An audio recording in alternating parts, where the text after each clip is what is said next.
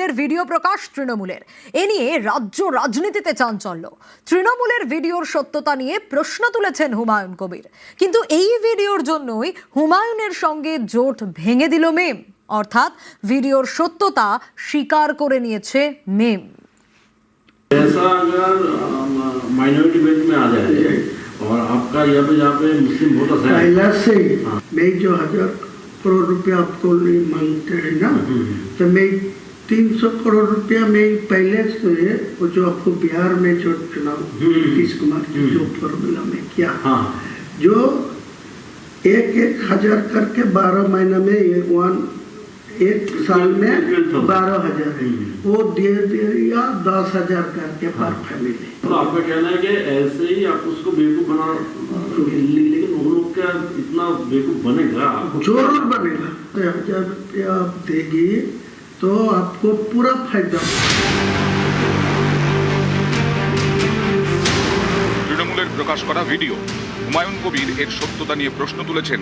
তাঁর দাবি, এই ভিডিও এআই দিয়ে তৈরি। হুমায়ুন যাই দাবি করুন, মিম কিন্তু এই ভিডিওর জন্যই হুমায়ুনের হাত ছেড়ে দিল।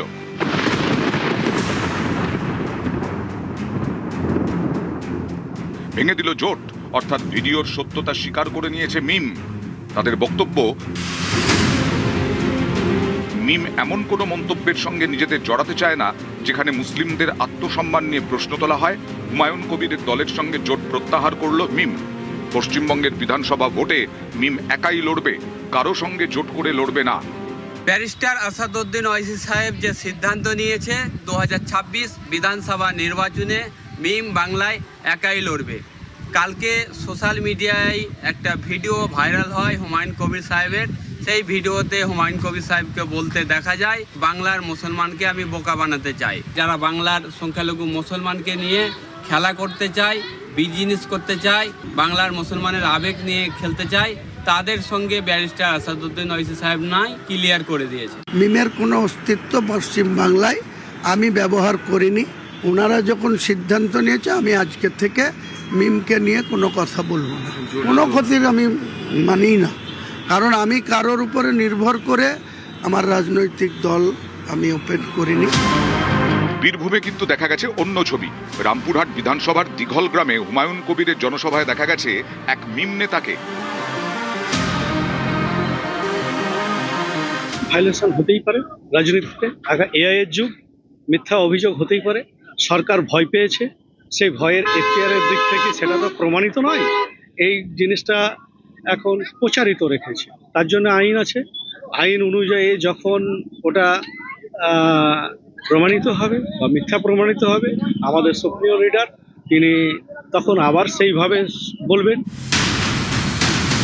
হুমায়ুন কবির গত বছর তৃণমূল ছেড়ে নিজের দল তৈরি করেন আম জনতা উন্নয়ন পার্টি। বৃহস্পতিবার একটি ভিডিও প্রকাশ্যে আনে তৃণমূল। দাবি করে মুসলিম ভোট ভাগাভাগি করতে সমঝোতা করছেন হুমায়ুন কবির।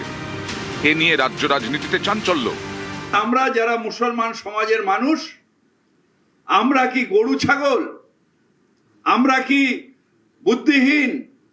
আমরা কি এতই ধারাবাহিক যে এই রকম মানুষ আমাদের ধর্মীয় আবেগকে বিক্রি করে দেবে? এই ভিডিওর সত্যতা নিয়ে প্রশ্ন তুলেছেন হুমায়ুন কবির। তাঁর দাবি, এই ভিডিওটি এআই দিয়ে তৈরি। প্রমাণ করুক না। 2018-র 25শে জুন বিজেপিতে গিয়েছিলাম, 2019-এর 17ই নভেম্বর ছেড়ে দিয়ে চলে এসেছিলাম। ওই টাইমের বাদ দিয়ে যদি কোনো ছবি বিজেপির কোনো নেতার সঙ্গে দেখাতে পারে, এটা পুরো প্ল্যান করে হুমায়ুন কবিরকে ভয় পেয়েছে। এখন আর সোজা পথে মোকাবেলা করতে পারছে না, এআই করে ভিডিও বানিয়ে হুমায়ুন কবিরকে মেলাইন করার চেষ্টা করছে। তৃণমূলের প্রকাশ করা ভিডিওর সত্যতা নিয়ে প্রশ্ন তুলেছেন শুভেন্দু অধিকারীও। আমার নাম অনেকবার ওখানে এসেছে।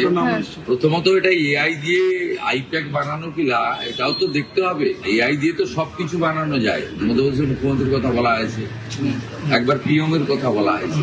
গুরুতর অভিযোগ। হুমায়ুন কবির কি করবেন জানি না। ওনার এটা সেন্ট্রাল ফরেন্সিক ল্যাবে তদন্ত এবং সিবিআই তদন্ত দাবি করা উচিত। মধ্যপ্রদেশ সরকারেরও উচিত এটা স্পেশাল ইনভেস্টিগেশন দেওয়া। এআই কিনা দেখা দরকার।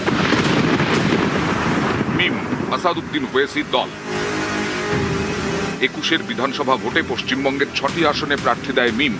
উত্তর দিনাজপুর, মালদা, মুর্শিদাবাদ এবং পশ্চিম বর্ধমান এই 4 জেলায় 6 প্রার্থী। মিমের 6 প্রার্থীরই জামানত বাজেয়াপ্ত হয়। সব মিলিয়ে মিম ভোট পায় 10,852। এবার হুমায়ুন কবিরের দলের সঙ্গে জোট করে মিম। তৃণমূলের প্রকাশ করা ভিডিওর জেরে সেই জোট ভাঙল আসাদুদ্দিন ওয়েসির দল। অর্থাৎ ভিডিওর সত্যতা নিয়ে হুমায়ুন কবির প্রশ্ন তুললেও এর সত্যতা স্বীকার করে নিয়েছে মিম। মুর্শিদাবাদ, মালদা, উত্তর দিনাজপুর, বীরভূম, উত্তর 24 পরগনা এই 5 জেলায় মোট 12টি আসনে এবার প্রার্থী দিয়েছে মিম। এই আসনগুলিতে হুমায়ুন কবিরের দল আর প্রার্থী দিতে পারবে না। শুধু তাই নয়, হুমায়ুন কবিরের দলের 6 প্রার্থীর মনোনয়নও বাতিল হয়ে গেছে। নিউজ 18 বাংলা।